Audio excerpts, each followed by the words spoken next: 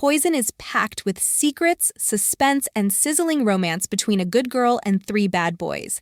Join me in this spicy, why choose, reverse harem romance filled with bad boys, blackmail, and darkness. We hope you enjoy! Chapter 29, Landon. I shut Amani's bedroom window and walked into her dark room, trying to find the light switch.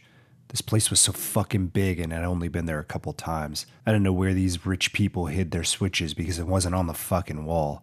Jamming my shin into the corner of the bed, I stifled a grunt and continued through the room. All I wanted to do was scoop Amani into my arms and hug her. After what she had done, I wanted to see Amani. A couple moments later, Amani shoved the door open, stormed into the room, and slammed it behind her, turning the light on and locking the door. She clenched her jaw, her fiery brown eyes angry, and twirled around. When she saw me, the anger dropped from her face and was replaced with surprise. Before she could say anything, I hurried over to her to wrap her in my arms. I didn't want to talk or fight with her. I needed her to feel a part of me that I couldn't.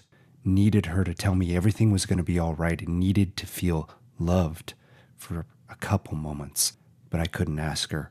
Words and feelings weren't my thing, so I buried my face into her neck and pulled her as close as I could, breathing in her vanilla perfume. She froze for a moment. Then, when she wrapped her arms around my body to hug me, I couldn't stop a tear from racing down my cheek. Amani might have been pissed at me, but she didn't smack me. She didn't tell me not to get in her way. She didn't hate me like my parents did.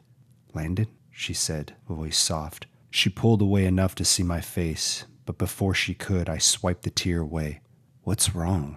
Have you been crying?" Parting my lips, I ached to tell her that I was fine, that I hadn't been crying, that I wasn't hurting on the inside. I didn't want to be broken anymore for her. I wanted us to work out so badly that it hurt, but I was broken, and I didn't even know if therapy could fix me. So I pressed my lips to hers and kissed her hard. I didn't want her to ask me any more questions that I couldn't answer.